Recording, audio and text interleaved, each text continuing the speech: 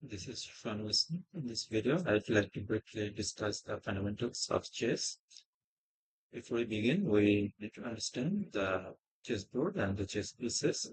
So, chess is a game played by two different players. There is black and there is white, and there are 64 squares. Each horizontal line, which is in chess term called rank. So this is the number one rank as denoted by here. And there are other eight ranks, 1, 2, 3, 4, 5, 6, 7, 8. And each column is called the five. There are eight fives, A, B, C, D, E, F, G, H. So this is called the E5. This is called F5, G5, and H5.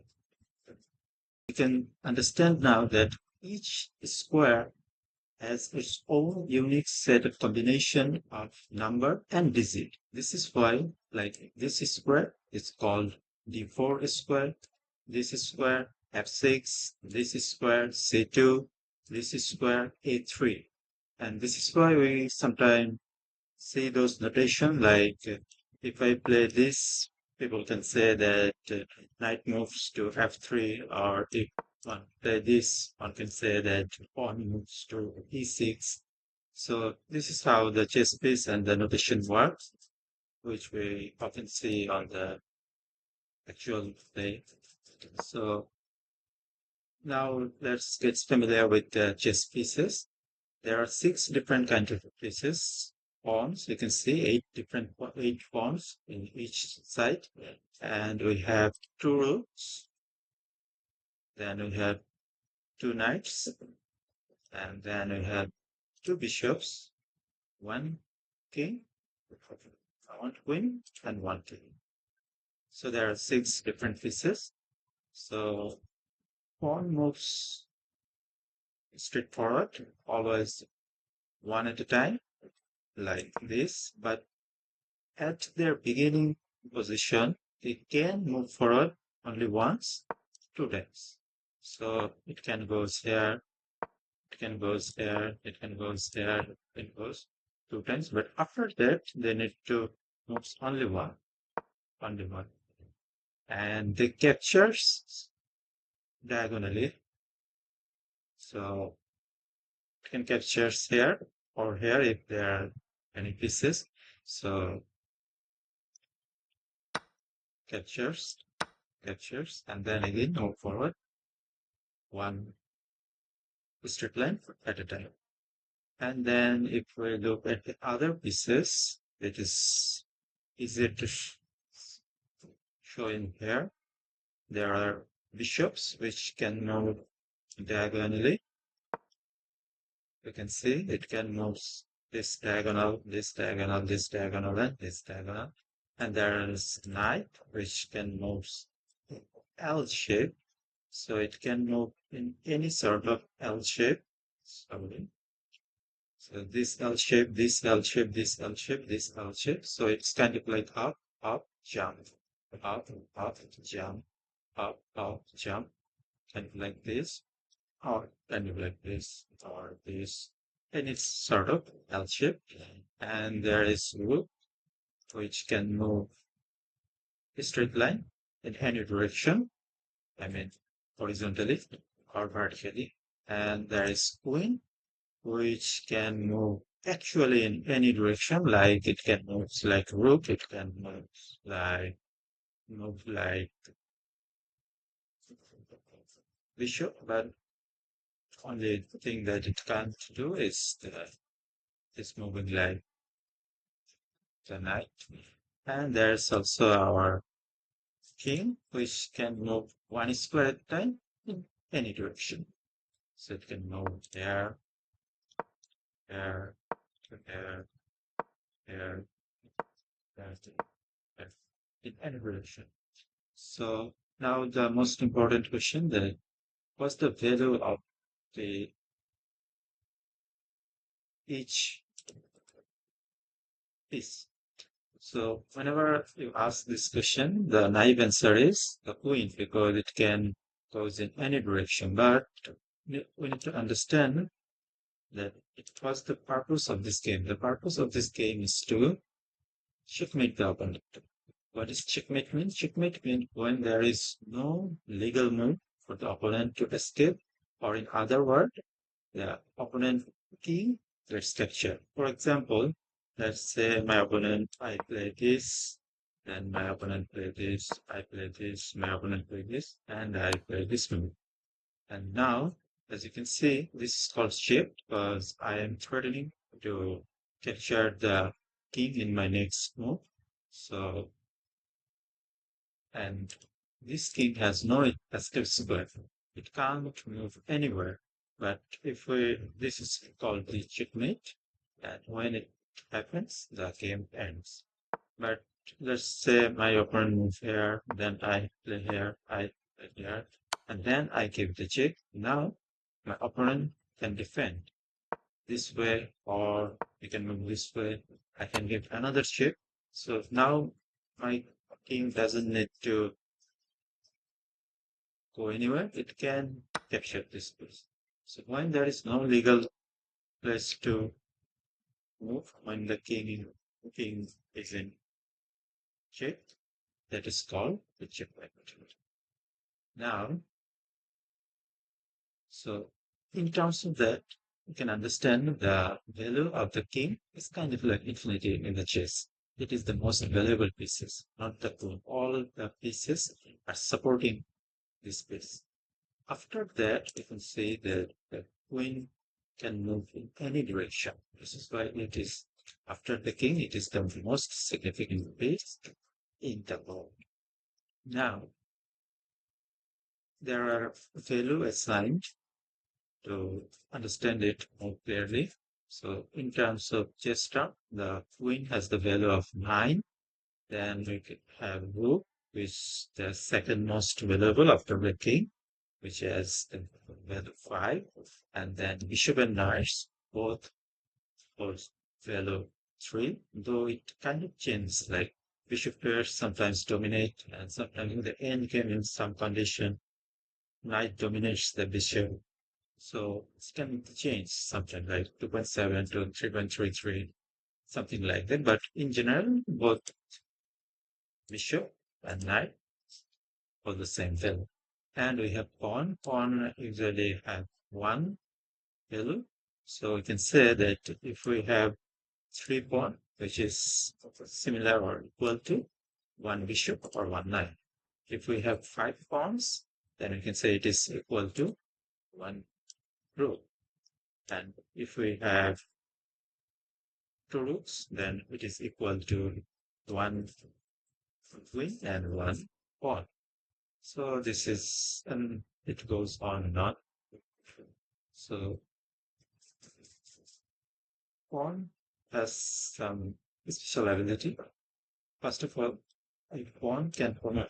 It is the only piece on the board which can promote, which means like say it goes here, then here. When it goes to the last rank, this is our last rank. When it goes to the last rank, it can convert into any other pieces except, of course, the king. It can convert to queen, bishop, knight, rook. So usually we get the most valuable piece, and then we can just checkmate the opponent. So this is how, and this is checkmate because the opponent has a step square. So before we go into other things, we need to understand three important concepts. First, pawn also has another special move, which is called en passant or en passé, which means in passing. It's a French word in English, which means in passing. So let's see what does it mean. So when the opponent pawn come to the horizontal same line from their first move position, then we can play this special move diagonally. to go there. It only works in this condition, otherwise it doesn't work. Let's try it another time. Now I think, but if the position is something like this, it doesn't work, or something like come here, then here, it doesn't work. We can't capture this way. So it's only work when I then either way. So this is called ampersand, and then I have another important thing, which is castling. So castling means king safety, and it is a move between king and rook, either way. For example, let's show it quickly. So now we can castle. It's called king side castle, and there's another sort of castling. Or something like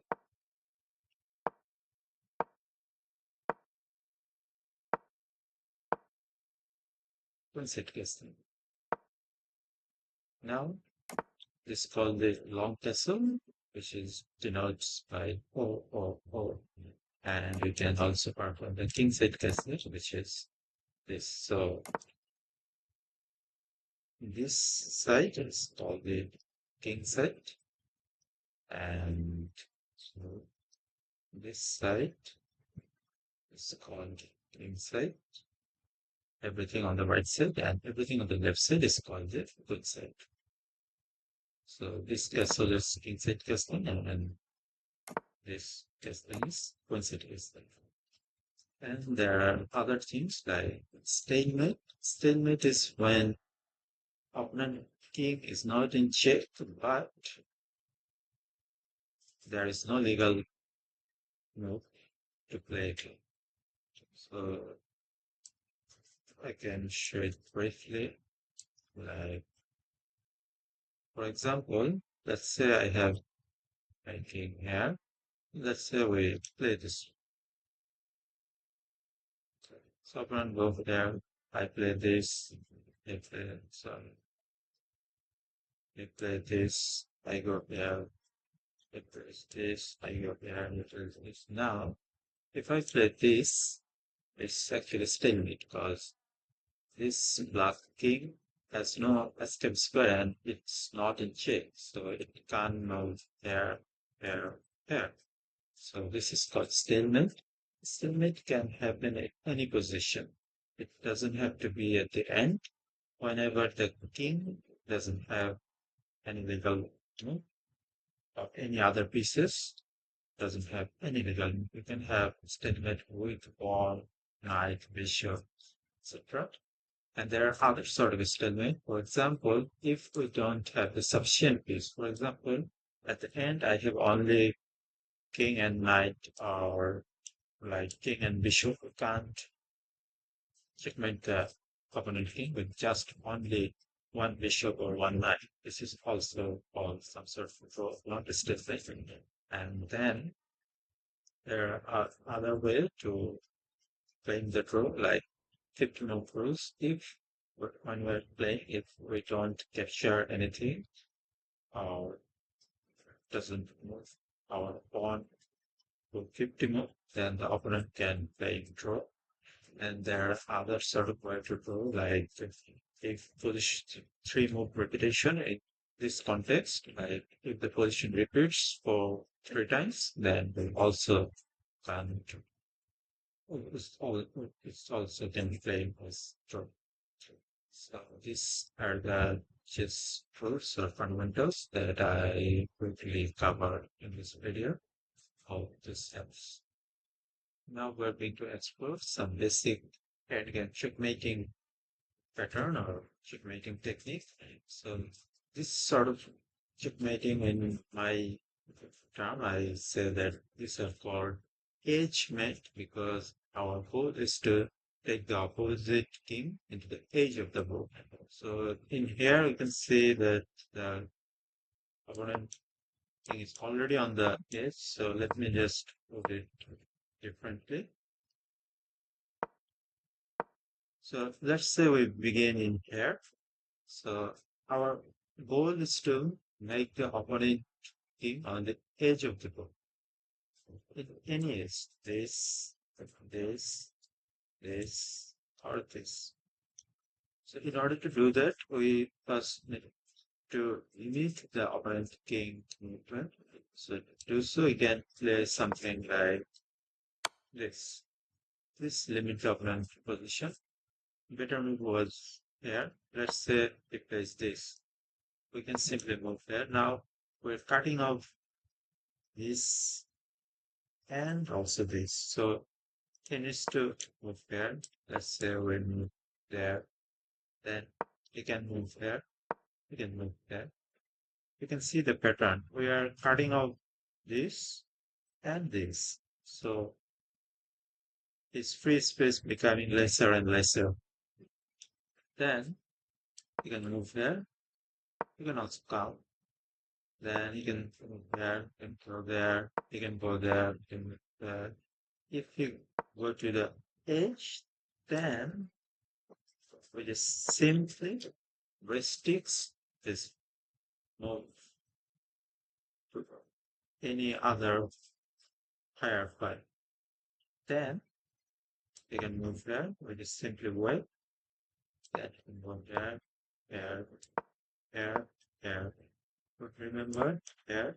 Now don't move there because it will be simply staying. So just when you're king, there is no for your opponent, so it's kind of forced me there. And now checkmate.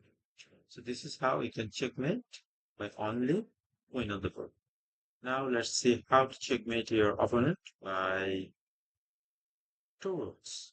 So this is also edge mate, meaning we need to move the opponent king edge of the board. So in order to do that, we first limit the movement of the opponent king. So to do so, I can play something like this. So he comes here, we go here. He's threatening to take the, so we go here. This is called the ladder check because kind of like the ladder we, and then wherever he goes, we can just checkmate. This is also full checkmate pattern. And then the important one, how to checkmate with only one rook. So most of the beginners don't know this, so I think one should focus on this one. To do so, it's also the edge mate technique. The basic principle is to move your opponent king to the edge of the board, any edge, and then to do so, first we limit the opponent king movement. He comes attack the rook, we move here. Let's say he moves there, we go here. So the basic thing is we want to move this king lower, lower right. So how to do so? The technique is it's it's it's better not to explain, just showing it. I think we play this. He goes there. We go there. By the way, these are not the best way to checkmate by rook, but these are the most easiest way. We just wait. And let's say he moves again. Go there. If he goes there, the best move is this, but I'm not showing this. I'm just showing the how the tricks work. So he go there, and when he comes to this, we just simply check. Now you can see opponent king can't come to the higher rank, and he's forced to go to the lower rank. So you can go there, there, there, and now we can see we again similar tricks. Go there, there, there, there, there, move it out of the function. He goes there, I go there, he goes there, I go there, he goes there, I wait, he goes there, I go there, he goes there. Check.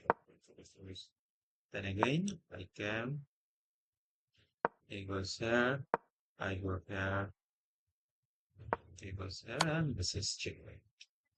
So you can see the pattern. We limit or restrict the opponent king movement and then just reward the red, reward the red. This is the technique here. And then we have another important one, how to mate with two bishops. So this technique is based on three basic principles. First, we need to move our bishops together. Then we restrict the opponent king movement. And then we come with our king and then force the opponent king to the edge of the board. And we kind of the third and important one, we restrict again and the opponent king to the corner. So let's see how it's done. First, as I said, that we need to place the two bishop, first bishop. So let's say move this, it plays something like this, and I move it. Now, what's the significance of this thing? You can say that my bishops are not controlling this step. This means the opponent king has only a step area of this. So let's say he moves there. Now, what I want to do, I want to restrict, I want to force this king at the lower rank. So right now he can move this here and here. So what I want to do, I want to put my king here so that he can't move there and had to move the lower. So I can play this. He comes here. I just wait. Comes here. I play this. Now there is no move but to go to the lower rank. So when you go to the lower rank, I can now just simply come with this important move because if I move this, he can come and threaten to check, threaten to take my bishop. So what I do, I come here. He can't come here, can't come here, can't come here. I place something like this. Again, I place. Now you can see that again, I'm restricting this, this, this, and this. So only 5 squares for the king to move. Let's say we move something like this. We go here, he goes here, we go here. Now has no move, but to lower. Now, as we have achieved what we are trying to achieve, which is lower the king position. Now, what we need to do, we need to place this blocking or force this blocking to the corner of the board, either here or here. To do so, first we can come here, we can go here, and then he's trying to escape, right? So what we do, so now he can't escape because this is square, this is square, this is square, this is square occupied by mine. So he does something like this. Now we can go here. So we need to be cautious about this. Go here. I think it's better if we just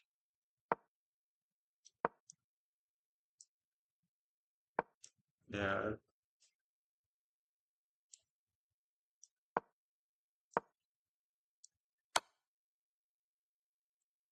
And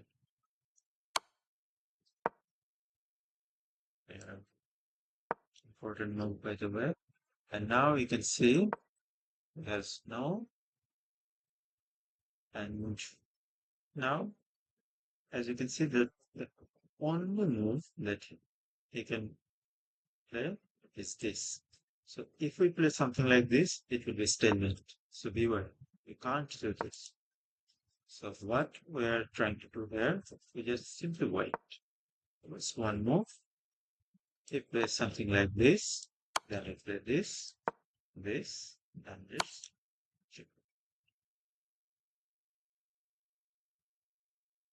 Okay. These are the basic endgame technique. There is also made by knight and bishop, but it is kind of advanced. This is not the basics, so we're not going to discuss it here. We're going to explore some of the king pawn endgame fundamentals. So in this type of scenario, when the pawn is running, always people always wonder whether the opponent king can capture before I can promote my pawn. So the rule of thumb is you just make a square which length is this, and then if your sorry, if your opponent king is inside that square anywhere, like here, or anywhere inside that square, then yes, your opponent king can capture your pawn before it gets promoted. So if it is not inside that square and it's your move, then you can promote it. But it's black move, let's say black moves in this square, then it is a draw enter. So you can see that if it's my move and king is not in the square, then I can easily promote it. For example, I can play this, this, this, this, and I can move. But let's say it's now black to move, and replace this. Then before I can promote, you can see now we can capture. So the rule of thumb is make a square if the opponent king is within that square and is it's outside the square and it is your move, then you can promote your king. Otherwise, if it is within the square, then you can't go. Let's say we are in this position, this type of thing that the two kings are facing each other called the opposition. And if it is black to move, then white is winning. For example, white can play this, and the trick is to outflank the opponent king. You play this. Now, white can play something like this. You can check, or if he goes lower rank, you just make the opposition again. He goes anywhere, you go to the opposite side. He goes here, you can push the pawn. If he play this, and again push the pawn. He plays something like this. You just come here, something this, this, and there. You just promote your pawn. And let's say any other variation. If your opponent tries something like this, then you play this. He comes forward, doesn't matter. Go back here. You just play opposition again. He moves here, you play here. He counts, play here. He goes back, you play, and then in the last move, you promote your pawn and win the match. So the basic concept is put your king straight forward to the opposition king and then just outflank it. Whether he goes, you go to the opposite side and push your pawns. This is a draw endgame. The rule of thumb is you need to follow the king. So basic principle is just follow the king. So blocking is here. You just follow the king, make opposition. Blocking goes here, you go here. Blocking goes here, you here. And if you push the pawn, you just wait. You can push further. Now you need to retreat. Don't go here. If you go here, it is just lost. So you need to retreat. So now you can retreat in any direction, like here, or here, or here. But it's better to get a habit or something like when you retreat, always remember retreat like facing the opponent wall. So always in straightforward direction. Why? Because let's say you go here, he comes here, you wait, he again goes here. Now, if you now retreat in this way, it is lost. Because now you can play this, this, and in the next move, he will go to two. But if you retreat something like this, then it is not possible. Because now we can simply go here. And if he goes back, you just come forward. Right? If he pushes his pawn, you can just wait here. And now simply it is a draw. If he moves here, it's a statement. And if he goes something like this, you just capture the pawn. So remember, when you are defending, follow the king. And when you are when you are retreating, always retreating, facing the opponent pawn. I think that's the fundamentals of king pawn and king. You can use it in your beginner's game and get the success. Now let's dive into how to actually play the game. So the any chess game can be divided into three phases if it gets completely played. So these phases are the opening, the middle game, and the end game.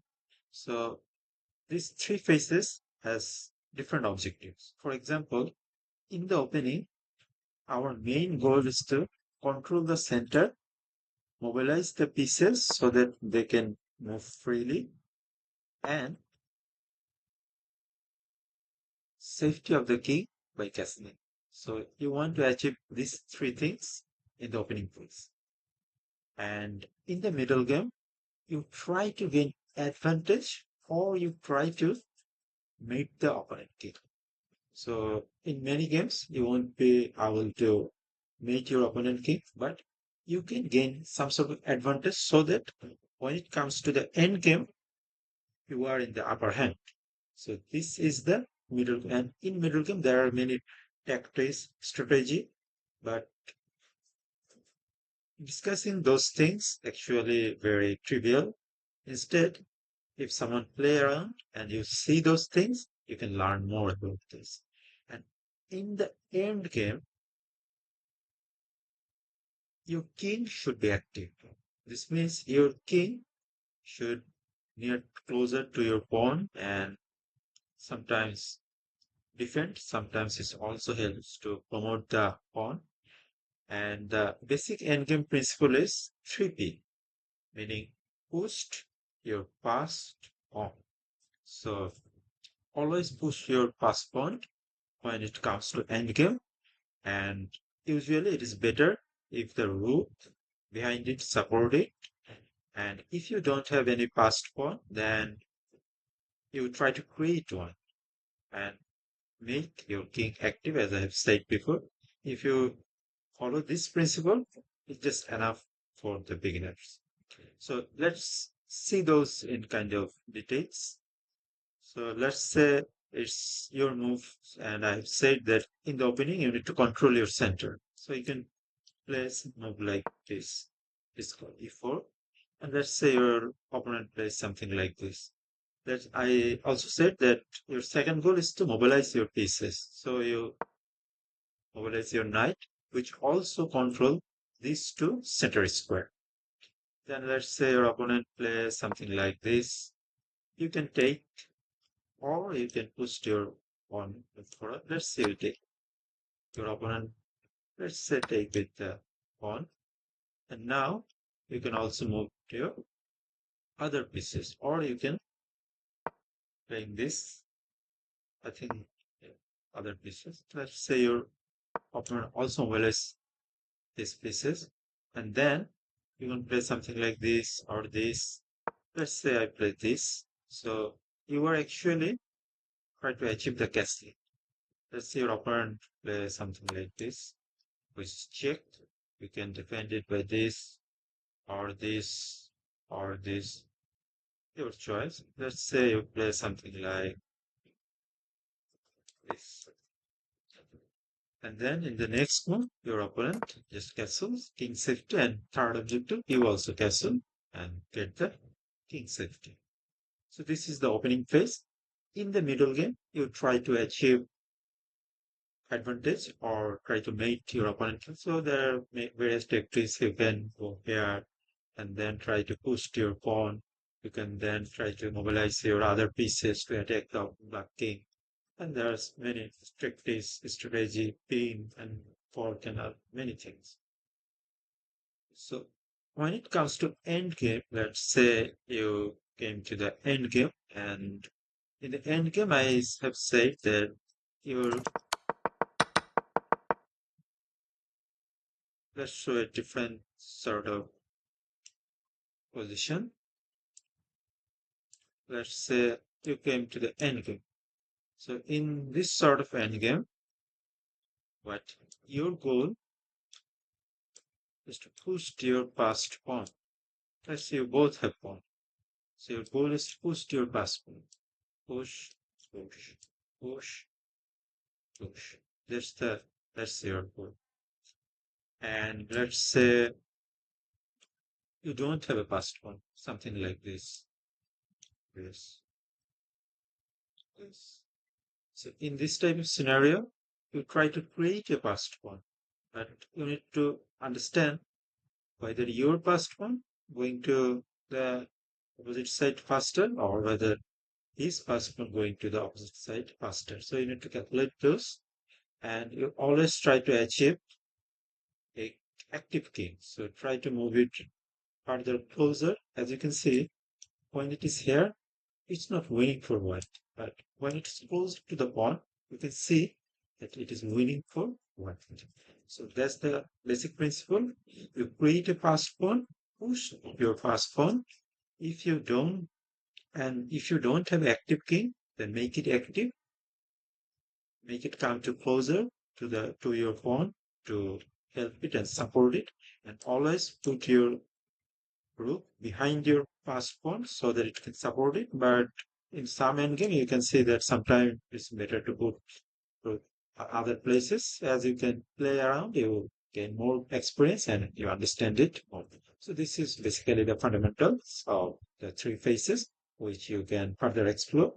And upon completing these lessons, I can say that the basics, actual basics of the chess has been covered. And if you start to play around, you can see and you apply those fundamentals, you can achieve success more than the other beginners. And then you solve puzzles and other things. And after gaining experience, you improve day by day.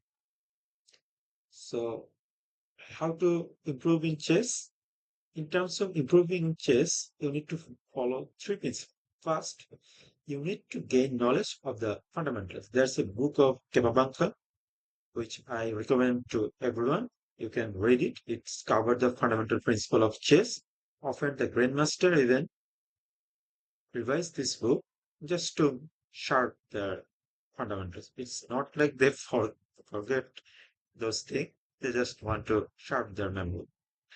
And then after you learn the fundamentals, it doesn't mean you need to learn this book. I haven't read it completely. So, and I am, so but you need to understand the fundamentals. And I have covered the fundamentals, which you need to learn.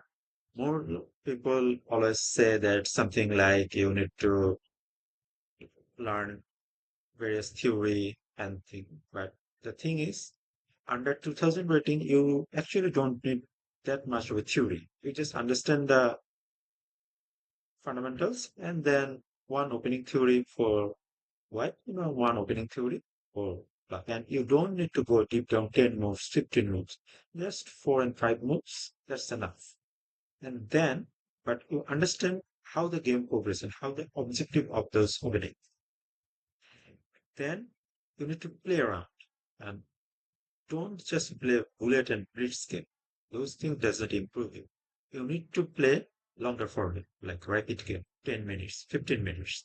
And after each game, whether you win or lose, you need to analyze those and when you are analyzing, you need to follow two principles. First, you analyze the game without the engine. So off the engine, and then you analyze what you missed, what you could have played. And after that, you open on the analyze and you understand, okay, what could have I played, what's the best move according to the computer. You need to analyze every single game because you don't want to make the same mistake again and again. And after that, the most important part to improve your chess is to solving puzzles. You need to exercise chess puzzles. It is often more beneficial than playing around. And it is true.